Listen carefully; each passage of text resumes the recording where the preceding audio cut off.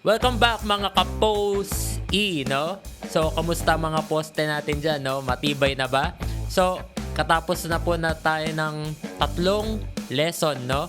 So, yung number 1 is yung how to overcome, no?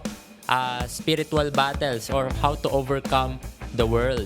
Number 2 is yung lesson natin about prayer, no? Napaka-importante po 'yun. Bakit? Kasi it is our divine communication with the divine being called God. Okay? And number 3 is yung tinatawag po nating the word of God, no?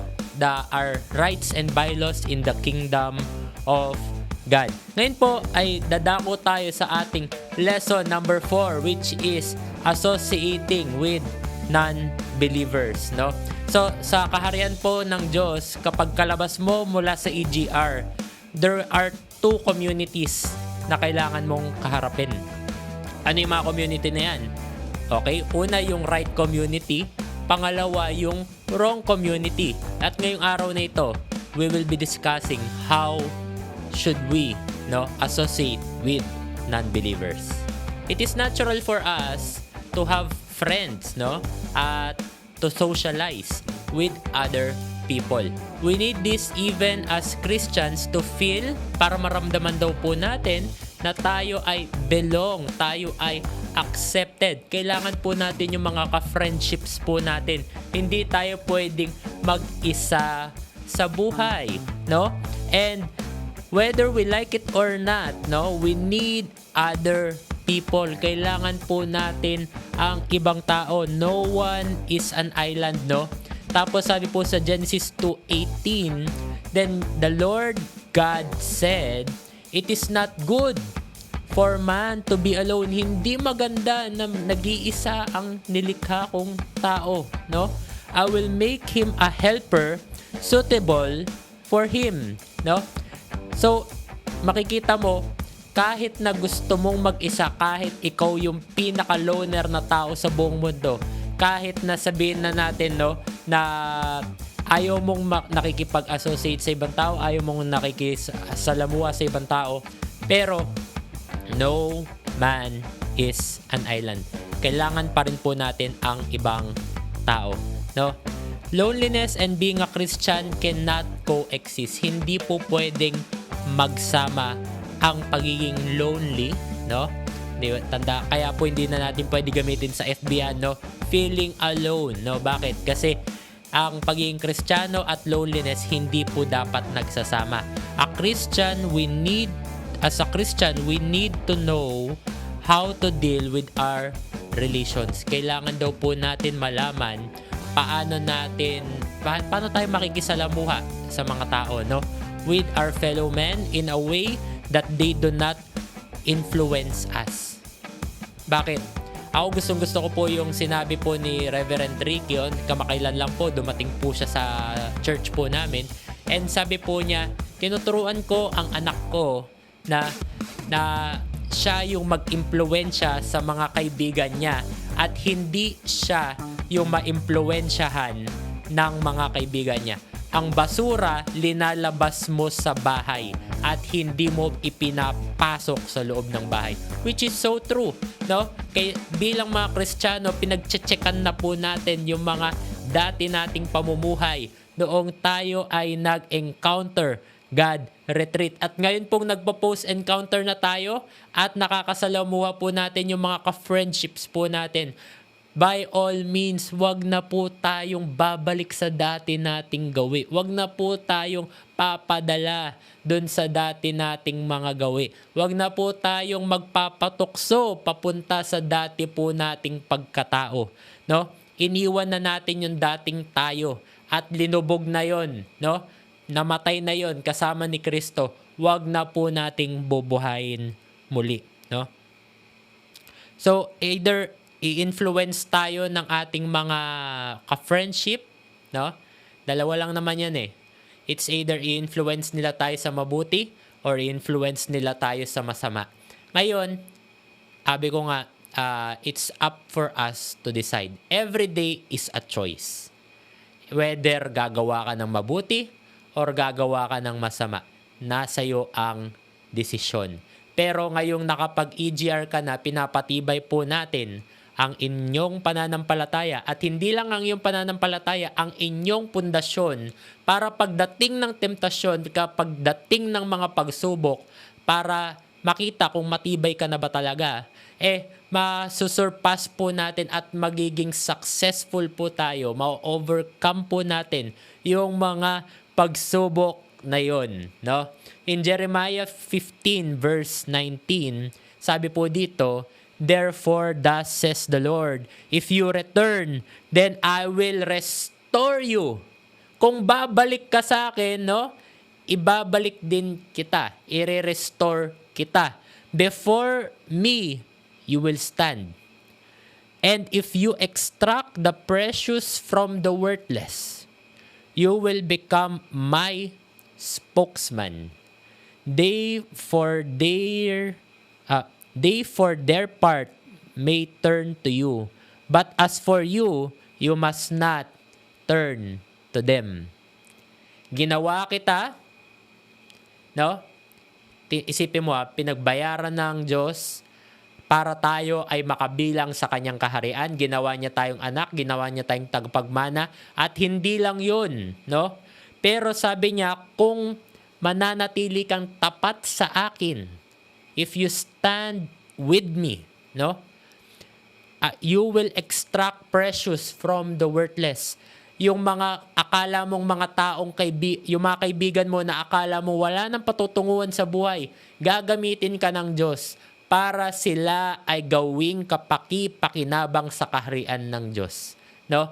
At makikita rin yan ng ibang tao, kahit na mga hindi mananampalataya. Tapos, ikaw ay gagawing spokesman ng Diyos, no? Tagapagsalita ng Diyos. Pero, babala, no? Asawa ni Babalu. Okay, pero, dapat daw, tayo ang, no? They, for their part, may turn to you. Sila daw ang dapat maimpluwensyahan mo. At hindi ikaw yung magpa-impluwensya sa kanila, no? So, ang unang challenge natin kapag tayo ay natapos sa Encounter God Retreat is paano tayo, no? Paano tayo makikitungo sa mga taong nasa labas? Paano tayo makikitungo sa mga tao na hindi naintindihan yung mga pinagagawa natin sa EGR? Okay?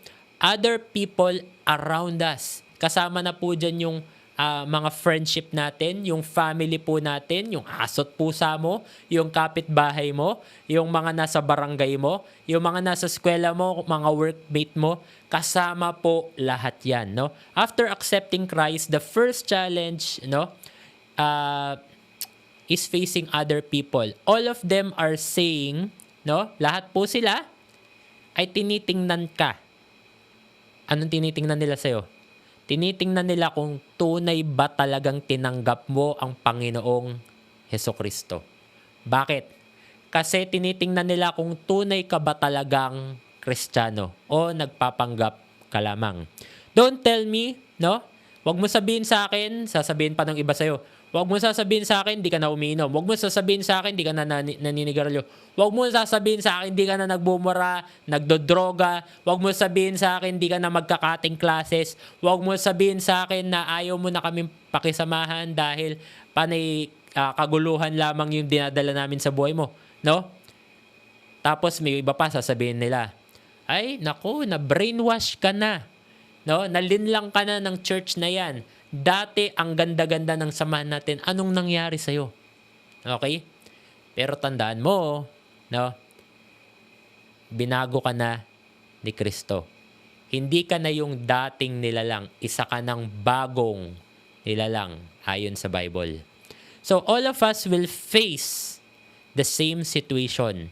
It is important to know what to do and how to deal with other people. Okay? So, yun yung unang challenge, no? How to face other people around us. Ngayon, ano bang kailangan nating gawin kapag nasa harap tayo ng mga hindi mananampalataya? Okay, Number one, kailangan ipakita daw natin ang ating conviction at chill ka lang. Okay? Show your conviction and keep calm. It is hard for us to answer these kinds of question. Lalo na kapag binubuyo ka, lalo na kapag pinagtatawanan ka, lalo na kapag napapersecute ka, or worse, no? Napahiya ka. Okay? O kaya yung iba ina-unfriend ka na dahil hindi ka na yung dating ikaw, no? Ngayon sinasabi lang, killjoy ka na. Okay? Pero, no? Tandaan ninyo, may mga paraan para sagutin at kausapin ang mga hindi mananampalataya, no? Alam ko mahirap, no? If you are sure in the decision that you made to follow Christ, makakaya mo.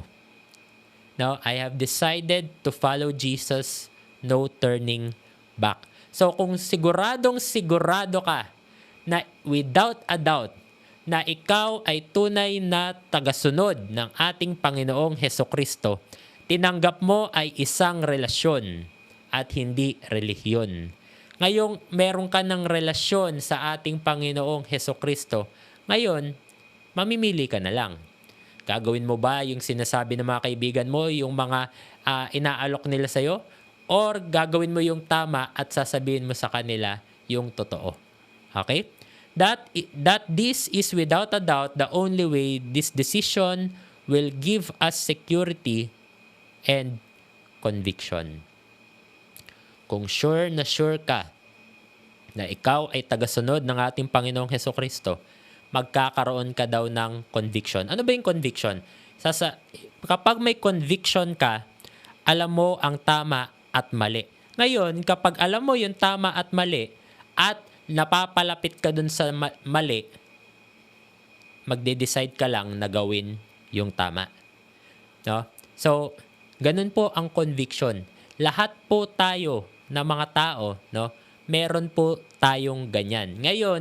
Ngayon tinanggap mo na ang Panginoong Hesukristo, no, mas malalim at mas matindi dapat ang conviction mo sa iyong mga boto na itakwil ang mali at gawin ang tama. Luke 12:11-12. Sabi po dito, when you are brought before the synagogues, rulers, and authorities, do not worry about how to defend yourself. Huwag kang mag-alala kung anong isasagot mo sa kanila. Sabi ng Diyos, no? Or what you are to say. Tapos in verse 12 sabi, for at that time the Holy Spirit will teach you what you should say. Tuturuan ka po ng banal na spirito kung ano ang dapat mong isagot. So, ano pang kailangan po natin gawin? Number 2, act natural. No? Bakit? Kasi dati, sanay na sanay po tayo na, alam mo yun, ginagawa natin yung kasalanan, nagtatampisaw sa kasalanan. So, ngayon naglalakad na tayo at iniwan na natin yung kaharian ng kadiliman at naglalakad na tayo sa kaharian ng kaliwanagan, medyo naninibago ka pa. Okay? Naninibago ka pa. Pero kalma ka lang. No? Magiging natural din ang lahat. Bakit? Sa umpisa talaga, it feels unnatural. Bakit? Kasi parang tulad po nung dating demonstration natin, sa umpisa, pag nagbabike ka, no, medyo alanganin ka pa kasi tinatansya mo pa, titingnan, kabado ka pa kasi baka mamaya tumaob ka. Tapos kada kanto talagang magbe-brakes ka, titingin ka ng kaliwat kanan bago ka man tumawid. Bakit? Kasi hindi mo pa gamay. Pero nung gamay mo na yung bike, tingnan mo kahit di ka man tumitingin, pedal ka lang ng pedal. Tapos kada kanto, hindi ka man lang mag-stop. Dire-diretso ka. Bakit? Kasi gamay na gamay mo na. Parang naging parte na ng buhay mo at ng katawan mo. Ganon din po ang pagdadrive at ganon din po ang pagiging Kristiyano. Dati, hindi tayo marunong mamuhay bilang isang lingkod ng Diyos. Pero ngayon, no? Ngayon na nakapag-EGR ka na, dapat matutunan mo na paano mamuhay bilang isang lingkod ng Diyos. So, act naturally. Tell them that you are happier. Masaya ka na? kung ano yung kalagayan mo ngayon, kahit inaalok ka nila ng kung ano-ano, ng droga, ng alak, ng sigarilyo o ano man, babae, lalaki o ano man. Sabihin mo sa kanila, masaya ka na sa kinalalagyan mo, kontento ka na sa buhay mo, no? Even if they answer negatively, tandaan mo, expect mo kapag sinabi mo at inayawan mo ang mga tao, they will answer negatively sa mga sinasabi mo. Pero, huwag kang maalarma. Relax ka lang. Relax lang. No? Respect mo lang sila. Respetuhin mo kung ano yung sinabi nila at manahimik ka na lang. Kumalma ka lang. No? Huwag kang mag-iinit ang ulo. Huwag kang magsasabi-sabi. Huwag kang babawi. Pero, kumalma ka lang. No? Kung tunay silang kaibigan, irerespeto po nila yung conviction mo, yung paninindigan mo. Pero, kung hindi sila tamang kaibigan, no, ang Diyos mismo ang magtatanggal sa'yo sa kanila. Okay? Do not keep it to your heart. Huwag mo masyadong dibdibin. At madali ka dapat magpatawad. Bakit? Tayo nga, pinatawad ni Kristo. Tayo pa ba, hindi tayo magpapatawad ng ibang tao? Pastor, hindi mo alam kung anong ginawa nila sa akin, anong sinabi nila sa akin. Yes, naiintindihan kita. Galing din po ako doon, no? Pero, tandaan po natin, tayo nga, ang dami nating pagkakasala, pinatawad tayo ng Diyos. What more sila? No? Sila na hindi man nila nakikilala ang ating Panginoong Hesukristo. What more na hindi natin sila patawarin. So, dapat wag nating dibdibin at agad tayong magpatawad. At ipag-pray natin sila. No? Bakit ipag-pray? Wag mo naman ipag-pray na masagasaan sila ng pison o kaya mahulugan sila ng eroplano. Pero ipag-pray mo dapat, no, na sila ay makakilala sa katotohanan, no? Na si Jesus lamang ang daan at ang katotohanan at ang buhay, na dapat sila ay mismo makakilala sa ating Panginoong Hesukristo upang sila ay lumaya din dun sa mga bumibihag sa kanilang mga bisyo. Tapos, ano pang gagawin natin, no? Ask the Holy Spirit and pray for strength at wisdom. Sinasabi ko po itong mga bagay na to. Ito yung gagawin ninyo at the very moment na nakakaengkwentro kayo ng mga taong hindi mananampalataya. So, okay, nag-act natural ka na, kumalma ka na, okay, na hindi ko dinibdib, okay, tapos nagpatawad ako, at tapos ngayon, humingi ka sa banal na spirito ng lakas at ng katalinuhan. God is with you, no? He will teach you what to do and He will teach you what to say. Okay? Tapos, being radical means people will pull you out. Kasi, radical ka na ngayon sa pananampalataya mo, sinabi mo, hindi na, ayoko na yung mga ganyan, kontento na ako sa buhay ko. Ngayon, tinitingnan ng mga tao, okay, radical na siya sa pananampalataya niya, talagang ayaw na niya yung mga ganitong bagay. Ngayon, talagang tetest ng mga tao yan. Gagawin nila ang lahat ng magagawa nila para bumalik ka sa dati mong pamumuhay. Lalo na po yung mga barkada po natin or cover cards natin na hindi mananampalataya. No? Tapos, but if they saw, kung nakita po nila ang conviction mo, ang decision mo, na talagang hindi yan pabago-bago, na pag sinabi mong, pasensya na Brad, hindi na. No? Pasensya na sis, hindi na. Then they will respect you. And in the time that they are in trouble, kapag sila ay dumadanas ng mga iba't ibang sitwasyon at talagang dinidilubyo ang buhay nila, guess what? Kung sino ang unang tatawagan nila? Ikaw. Bakit? Kasi alam nila that you are now a spiritual, no, counselor, a spiritual friend, no, at malapit ka sa Diyos. Okay? Kaya nga, ikaw yung unang tatakbuhan nila. Kaya, okay, ano pang gagawin natin? So, una, kalma ka lang, no? Huwag mo masyadong dibdibin.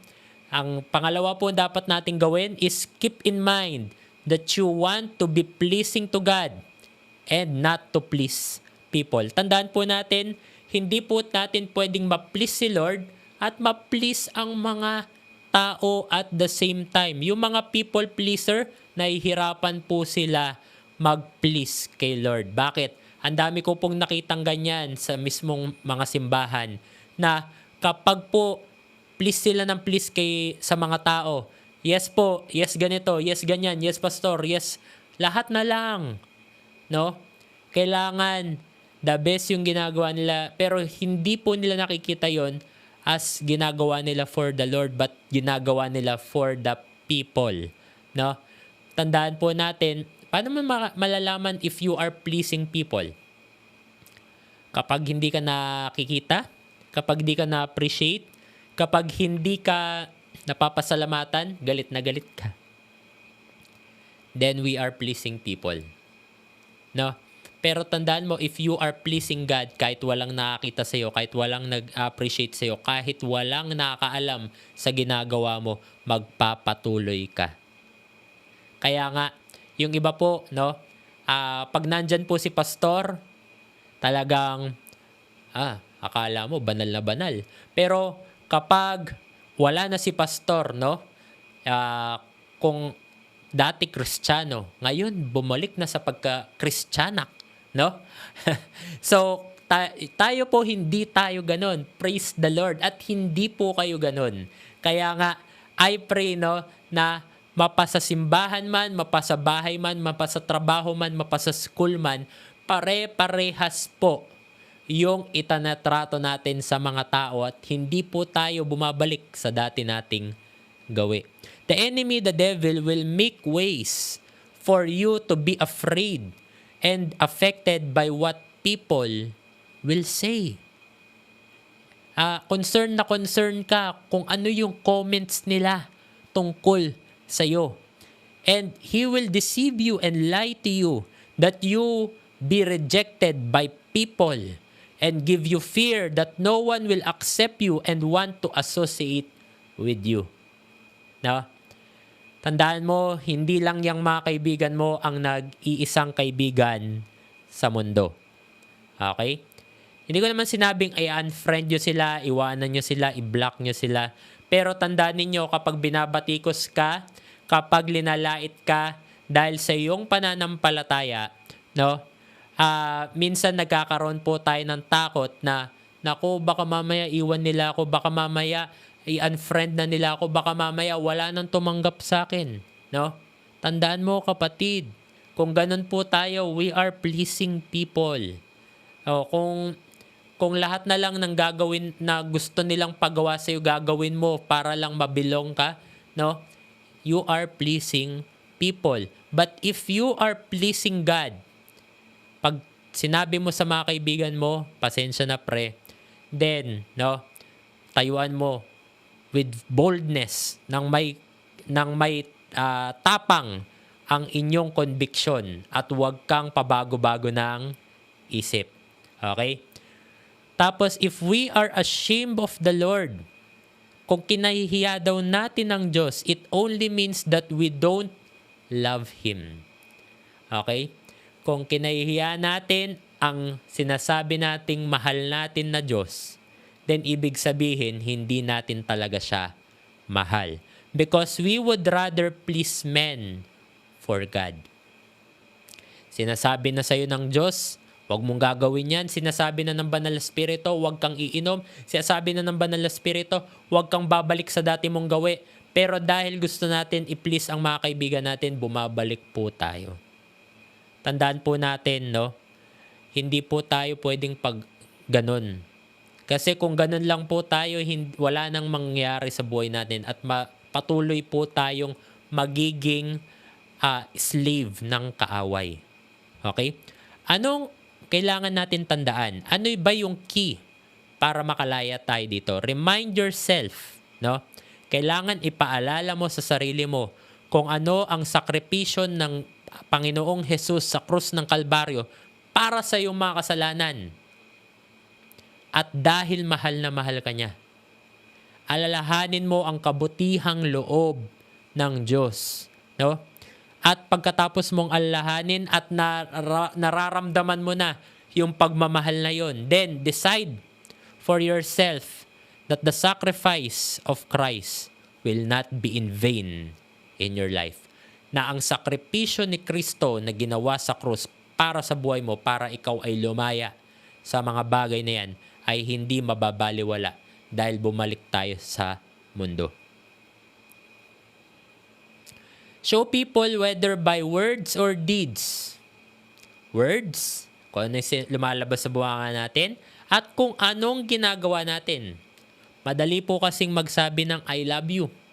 Pero mahirap panindigan at ipakita na mahal natin ang Diyos. Okay? Whether you're inside or outside the church, treat God like the person you deeply love. Itrato mo daw ang Diyos na parang ang taong mahal na deads ka. No? A person that you would defend at any time. When someone is hurting them, acknowledge that He is the only one that we should give glory and please. No? Kaya nga kung sinasabi natin, mahal natin si Lord, pakita po natin. Huwag naman tayo makipag-away. Pero sinasabi ko na sabihin mo sa mga tao ang pananampalataya mo. No? Because of this truth, you should renounce being an undercover Christian. Wala po sa Bible ang mga agent undercover Christian, no? Mga mission impossible na Christian. Pero sa Bible, no, nakita ninyo na once na dumapo sa kanila ang banal na spirito, they were never the same. Nagpipreach sila kahit saan, wala pang Bible school po dyan, no? Tapos ang meron lang po sa kanila is the Word of God. And yung witness that they have seen the death, the burial, and the resurrection of our Lord Jesus Christ. So, yun lang po. At yun lang ang pinapangaral nila nun. But thousands are coming to Christ. Libo-libong mga tao ang bumabalik loob sa Panginoon. No? And yet tayo ngayon, nasanay po tayo, lalo na po dito sa bansang Pilipinas, na kapag pumasok tayo sa isang simbahan, nagigi po tayong Zimbabwe. Simba, uwi. Pero katapos magsimba, ang tanong, nadala mo ba ang simbahan sa bahay? Katapos magsimba, ang tanong, nadala mo ba ang simba sa workplace? Ang tanong, nadala mo ba yung simba sa school? Nadala mo ba yung simba sa mga sa mga friends mo? No? Kasi walang kwenta yung mensahe kung hindi natin isa sa pamuhay. At kung hindi natin isinapamuhay, no, mananatili po tayong undercover Christian. Baka nga hindi man alam ng mga tao na Kristiyano ka. At pag pag sinabi mo, baka ma-confuse pa sila. Totoo? Kristiyano ka? Habang nagsisinungaling ka, nagdodroga ka, sumasagot ka sa magulang, naninirang kapwa ka, chismosa ka? Sigurado Kristiyano ka? No? Kaya nga po mga kapatid, kung tayo ay tunay na mananampalataya, imposible pong maitago yan. Malalaman at malalaman ng mga mahal mo sa buhay yan, ng pamilya mo yan, ng mga kaibigan mo yan. Ang pinakamaganda is ilantad mo na. No? Kasalanan nga na ilalantad natin sa mundong ito. Proud pa tayo. Pero bakit ang Panginoong Hesukristo, nung sinundan natin siya, ang tanong, proud ka ba? Ang tanong, linalantad mo ba? No? We should acknowledge Him in front of men, and He will acknowledge us in front of our Heavenly Father. Makikita po natin yan sa Matthew 10 verse 33. Sabi po dito, "But whoever denies me before man, I will also deny him before my Father who is in heaven." Kung sino man ang nagtakwil sa akin sa harapan ng tao, ay tatakwil ko rin sa harapan ng aking Ama na nasa langit. Okay. Number 3 is kailangan po natin ma-realize that you have a new standing with God. In Matthew 5:14, sabi po dito, "You are the light of the world. A city set on a hill cannot be hidden." In being the light of the world, no, we need to show our distinction. Kailangan po natin ipakita sa mundo ang pinagkaiba natin sa mga hindi mananampalataya. Makikita po nila yan sa iyong pananalita, sa iyong gawi, sa iyong kilos, sa iyong pagtulong. No? Ano bang pinagkaiba mo dun sa dating Jay? Ano bang pinagkaiba mo dun sa dating ikaw? Anong pinagkaiba mo dun sa mga tao sa mundo? There must be a distinction. No? For those who are spiritual, it may be a great privilege. Para daw sa mga taong tunay na nagmamahal sa Diyos, yes, yun ang ibig sabihin ng spiritual, mga taong nagmamahal sa Diyos, makikita po nila na isang napakalaking pribilehiyo na gamitin tayo ng Diyos. But for those who are worldly, dun sa mga taong makamundo, no? They will not understand. Hindi po nila mauunawaan. Bakit?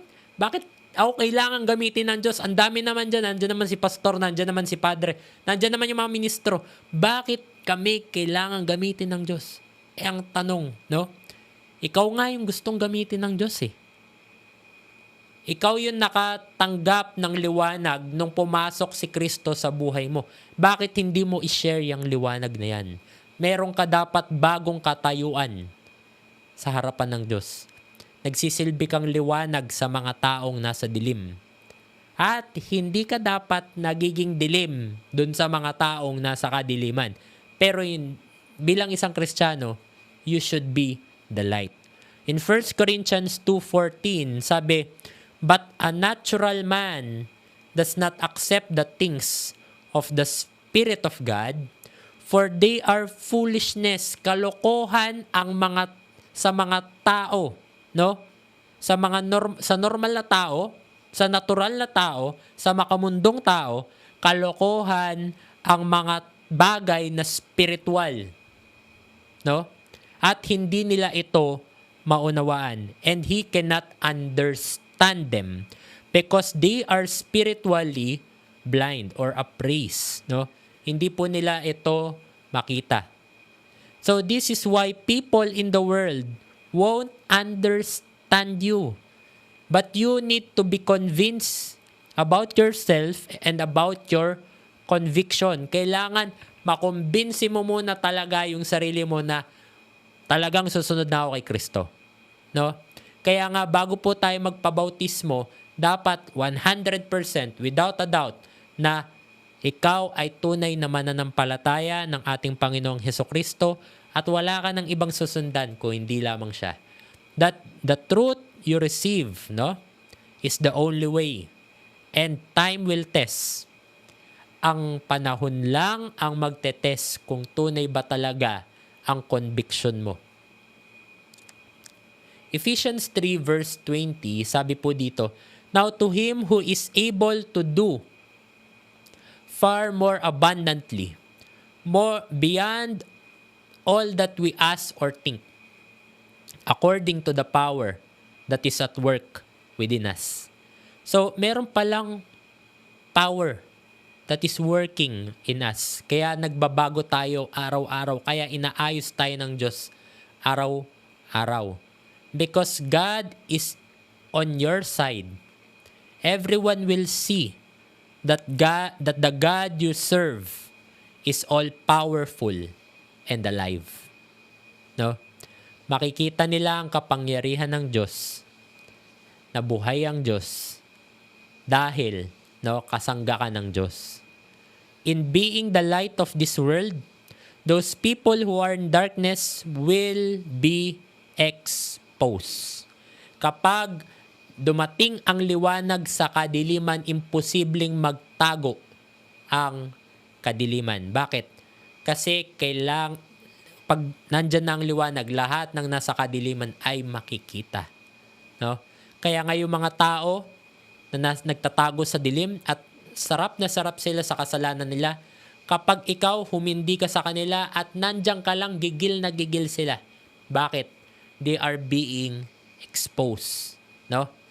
Kaya nga, mga kapatid, tibayan mo ang loob mo. Kapit ka lang sa Diyos. Okay? In John 3 verse 20, sabi po dito, "For everyone who does evil hates the light." Lahat ng gumagawa ng kasamaan, gigil na gigil at ayaw na ayaw, hate na hate nila yung mga liwanag. And does not come to the light for fear that his deeds will be exposed. Tandaan po natin, minsan din natin kailangan sila expose. Pero tandaan ninyo, sa harap ng Diyos, hindi naman po ang tao ang maghuhusga sa kanila. Pero sa harapan po ng Diyos, wala po tayong pwedeng maitago. No?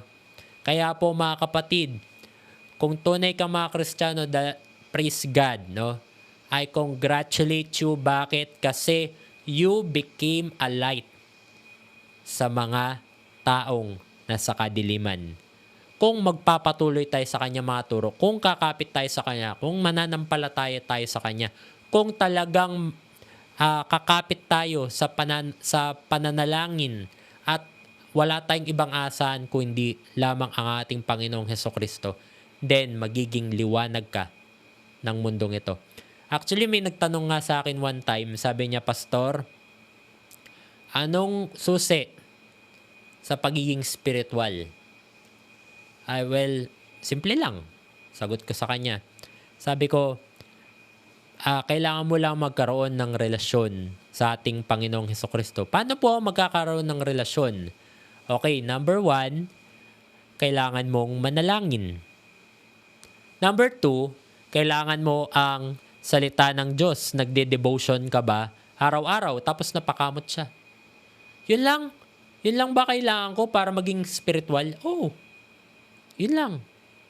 Bakit? Huwag nating komplikahin ang relasyon natin sa Panginoon. Yes, may mga iba pang way para mas maging sweeter yung relationship natin with the Lord. Pero, yun yung dalawang basic na kailangan ninyo in your relationship with the Lord. Ngayon, kung ginawa niyo yung bagay na yun, praise God, At natuto kayo sa lesson 1, lesson 2, at lesson 3. At ngayon, nasa lesson 4 na kayo. At hindi nyo lang yun narinig at natutunan, pero isinapamuhay ninyo. So, praise God. You are qualified and you became the light of the world. Ang challenge ko sa inyo, patuloy kayong magliwanag. Okay?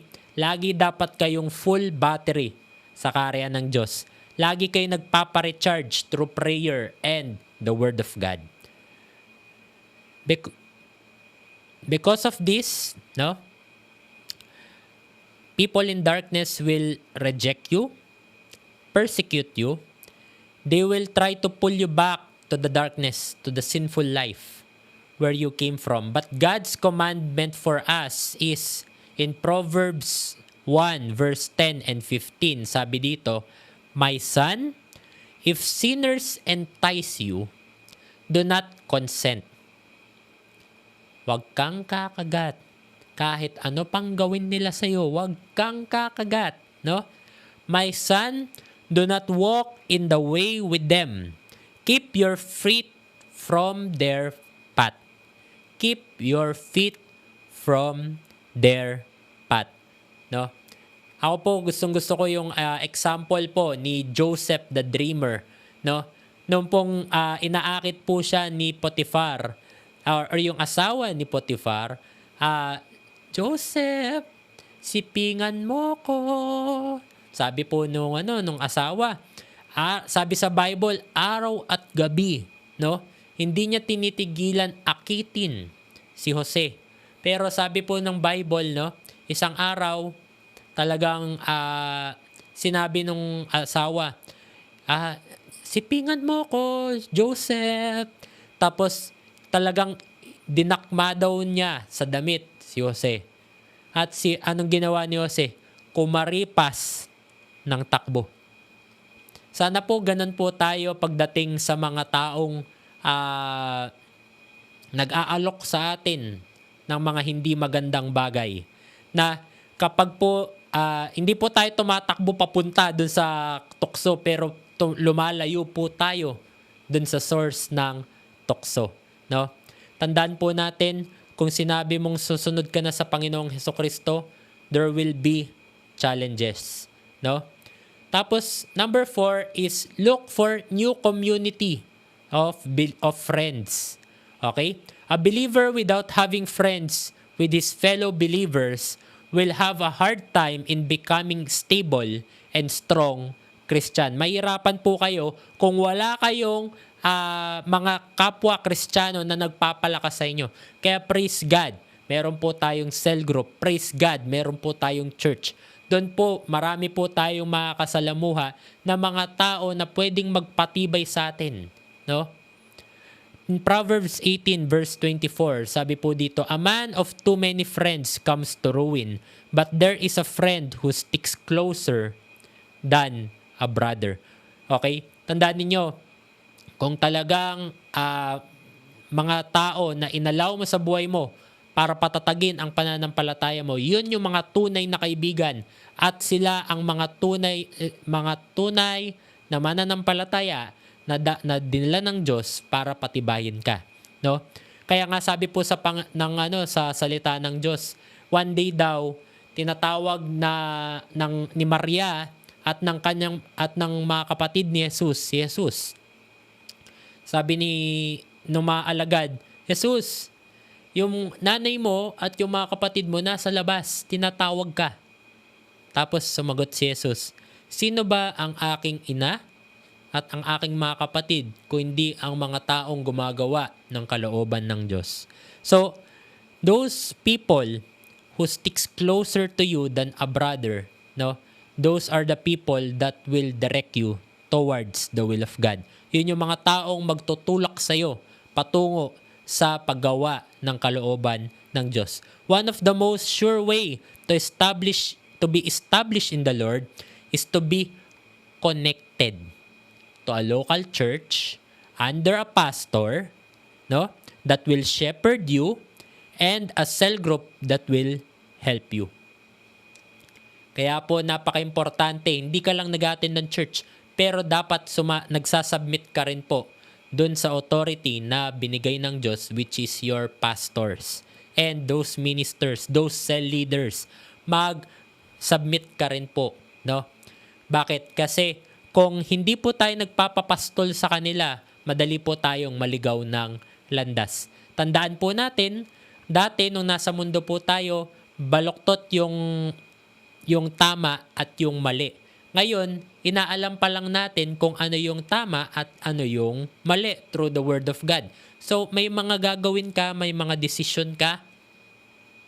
Minsan, kailangan mong i-consult yan sa pastor mo para ma-sure ka lang na tama ba yung ginagawa mo. Lalo na po kung if it is a major decision po sa buhay po natin.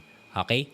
So, it is very important to have more friends who are believers in your cell group kaysa mas marami ka pang kaibigan na hindi mananampalataya. No? That will help you and challenge you to become better. They will also help you not to be self-righteous and religious. Okay? Tulad po ng sinabi ko kanina, tutulungan ka ng mga tunay na mananampalataya at tunay na kaibigan para gawin ang kalooban ng Diyos. Proverbs 13 verse 20, he who walks with wise men will be wise, but the company or companion of fools will suffer harm.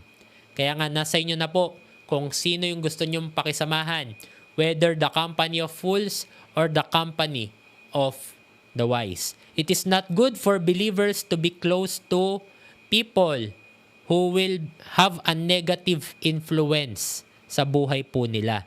Especially yung mga taong naglalayo sa inyo sa Diyos. Okay?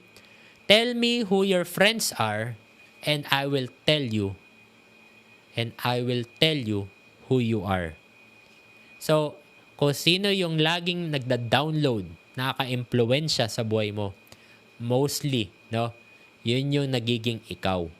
Kaya nga, choose your friends well. What is the challenge we must face? Okay, recap lang po tayo. What is the challenge we must face? Okay, number 1, unang-una, kalabas mo ng EGR, ang unang challenge is other people around us. Okay, how do we act in front of other people?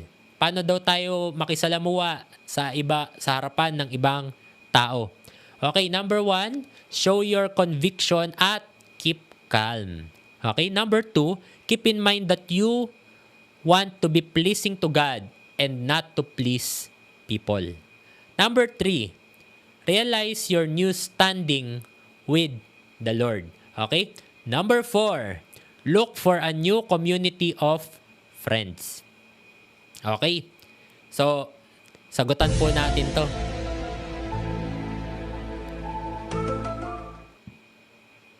So, accepting the challenge of winning people. Dahil gustuin man natin o hindi, napapaligiran po tayo ng mga taong hindi mananampalataya at ginawa ka ng Diyos to be a light to them. Kaya nasa inyo, if you will accept the challenge to win people for Christ or manahimik ka na lang sa inyong bahay at hayaan nyo na impluwensyahan kayo ng kadiliman kaysa kayo ang nag-iimpluwensya sa kadiliman. No? God created you. Ginawa ka ng Diyos para maging ilaw at asin ng sanlibutan na ito. So, bakit hindi mo gamitin yung ilaw na yan para ang ibang tao ay makakilala sa Diyos? So, ano bang kailangan nating gawin para mawin po natin ang mga taong hindi mananampalataya, yung mga taong nagbabatikos sa'yo, yung mga taong nagpa-persecute sa'yo, yung mga taong nanlalait sa'yo, yung mga friendship mo na parang napaka-killjoy mo? Okay. Anong kailangan natin gawin? Number 1, love them. Mahalin mo pa rin sila. Bakit? Kasi ang Diyos mo ay Diyos na mapagmahal. At ngayon, nasa iyo na, nakasama mo na ang Diyos at nakipag-isa ka na sa Diyos, then, dapat mapagmahal ka na din. Practical tips. People are not projects. Hindi po proyekto ang isang tao. Okay? They have souls and emotion na kailangan po natin silang kausapin bilang isang tao. Pag trinato po nating project ang isang tao, mag-house to house ka, kakausapin mo sila, sisharean mo sila ng gospel, katapos nun, wala na. Hindi man lang natin sila kinamusta, hindi man lang natin sila natulungan, hindi man lang natin sila nakakwentuhan. No? They are also people na may damdamin din at kaluluwa. Kausapin nyo sila bilang mga tao. Okay? Number 2, have a casual conversation. Paano natin sila approach? Start with a casual conversation. Mag-greet ka muna. Hello po. Kamusta po kayo? No? At maging natural ka lang. Tapos do not rush. Huwag kang magmadali. Kasi minsan sa sobrang kaba po natin, may tendency tayong mautal-utal, nagmamadali. No? Tapos, pagpakilala ka lang. Tapos tingnan mo, kapag nagawa mo na yung bagay na yon, tuloy-tuloy na po yan. Bakit? Kasi it will come out naturally na tayo ay makikipag-usap sa kanila. Have confidence in Christ at hindi sa sarili mo. Okay? Yes, maganda ang self-confidence, pero, sa mga panahon na ito na hindi natin alam kung paano gawin at di natin alam paano sila approach, have confidence kay Lord. No? Kung wala ka sa confidence sa sarili mo, have confidence in the Lord. Bakit? May mas magagawa siya kaysa sa'yo. Okay, number 4, rely on the Holy Spirit kung ano ang sasabihin mo. Hindi mo kailangan maging scripted, di mo kailangan maging robot, at di mo kailangan i-rehearse yan araw-araw sa harapan ng salamin. Pero, kailangan mo lang mag-rely sa banal na spirito kung anong pagpipray mo, anong sasabihin mo, paano ka magre-react. Reliance lang sa banal na spirito. Number 5, ask for questions. Hayaan mong magtanong ka sa kanila, no? Magtanong ka lang, magtanong. Let them do most of the talking and just listen, no? Isa pong nakita ko dito sa Pilipinas na mahilig pong magsalita ang mga tao. So, and alam mo, pag hinahayaan mong magsalita ang mga tao, hindi mo sila binabara, hindi ka nag-i-interrupt, no? Alam mo, there's something in them that feels validated, that feels accepted, na ay, grabe naman tong taong to, first time ko siyang makasama, pero ang sarap niyang kasama, pinakikinggan niya talaga ako, no? Hayaan mo lang magsalita sila. Look for a specific problem. Pag may nabanggit po silang problema, then ipag-pray mo po sila. Okay? Huwag mo muna agad patanggapin, huwag mo munang pag-usapan kung anong relihiyon nyo, pero sabihin mo lang, no, pwede ba kitang ipag-pray? Okay? Tapos number 7, don't talk about religion. Huwag mong pag-uusapan about religion. Pero introduce them to a relationship with the Lord. Okay? In later times. Pero una-una muna, pag-pray mo muna sila. Okay? Number 2. Okay? Number 1 is love them. Number 2, pray for them. Okay? James 5:16. Therefore, confess your sins to one another. Pray for one another so that you may be healed. The effective prayer of a righteous man can accomplish much. So, kung ikaw ay namumuhay na ngayon sa kaliwanagan at ginagawa mo ang best mo para sumunod sa kalooban ng Diyos, no? Then your prayer can accomplish much, no? Ako, gusto ko yung isang translation, sabi, the prayer of a righteous man is powerful and effective, no? Be persistent in prayer. Panalangin nyo sila, no? Which is called intercession. Ipanalangin nyo sila at huwag kang panghihinaan ng loob na hindi na makakilala sa Panginoon ng mga taong ito, no? Kahit gaano katigas ang ulo nila, kailangan po nila ang Diyos at kailangan po nila ang panalangin. That's the only way we can win people for the Lord. Pray with laying of hands. Kung nagkita kayo in person, pag-pray mo po sila in person. Pero kapag wala na sila in person, no, o magkalayo na kayo, ipag-pray nyo pa rin po sila sa bahay. Okay? Ipag-pray nyo pa rin po sila kada naaalala nyo po sila. Pray with the laying of hands when they have a need. Okay? Sabi ko nga kanina, in person. Ipatong nyo lang po yung kamay nyo sa kanila. Okay? Mostly sa head. Wag lang po sa mga parts na hindi na sensitive. Tapos, declare a blessing. Declare protection. Declare healing, etc. Base dun sa pangangailangan po nila. In Jeremiah 15 verse 19, therefore, thus says the Lord, if you return, then I will restore you. Before me you will stand, and if you extract the precious from the worthless, you will become my spokesman. They for their part may turn to you, but as for you, you must not turn to them. No? Praying for people is extracting the precious from the worthless. Number 3, okay? Be a witness of the goodness of God. Show people the good things God is doing sa'yo.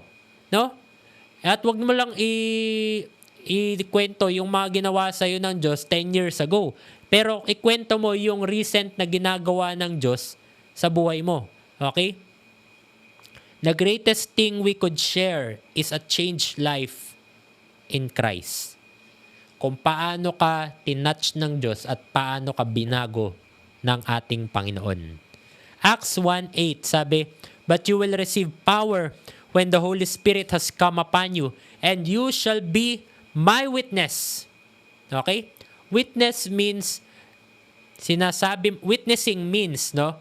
Sinasabi mo ang kabutihang loob ng Diyos kung paano ka binago ng Diyos mula sa kaharian ng kadiliman papunta sa kaharian ng kaliwanagan. And in all Judea and Samaria and even to the remotest parts of the earth. Number 4, na kailangan po natin gawin, okay? Number 1, kailangan natin mahalin sila. Number 2, kailangan natin ipag-pray sila. Number 3, kailangan natin witnessan ang kabutihan ng Diyos sa buhay natin. Number 4, ay kailangan natin i-share ang Biblia, Bible sharing, no? Practical tips lang, no? Avoid being condemning. Kunwari, nagiinom sila, no? Ako, yun yung mali ko dati. Ang unang-unang binanggit ko is about sa Red Horse, about sa bisyo, no? Wag po tayong maging condemning. Wag din po tayong maging judgmental. And showing yourself to be being super spiritual and self-righteous habang sila ay makasalanan. Wag po tayong ganun, no?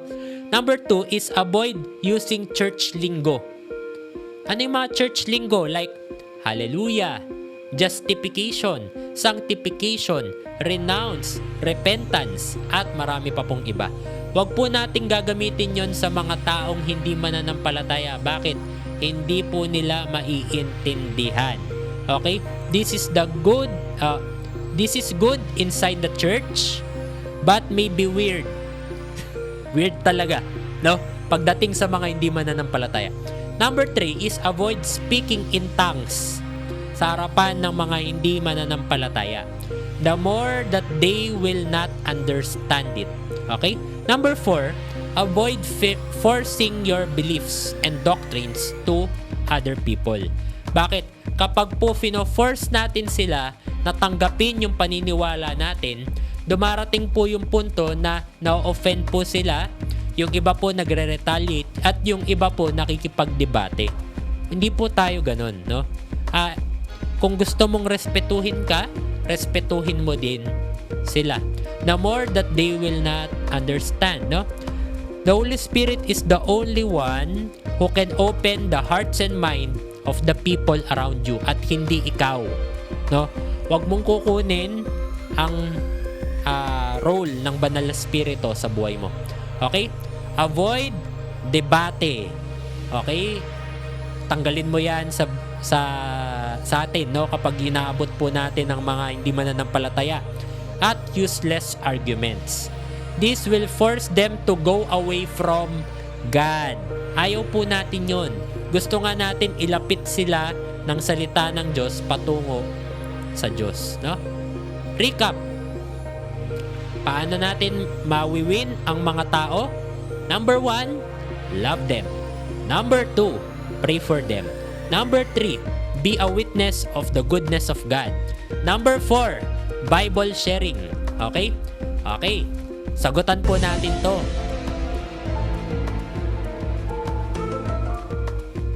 So, yun po ang ating lesson number 4. I hope, no, na marami po tayong natutunan, and I pray na kaysa ma-influence po tayo ng mga hindi mananampalataya, tayo ay maging influencers ng mga taong nasa kadiliman patungo sa kaliwanagan, at tayo ay maging ilaw at asin ng mundong ito. So, that's all, guys. Thank you for watching, and shalom.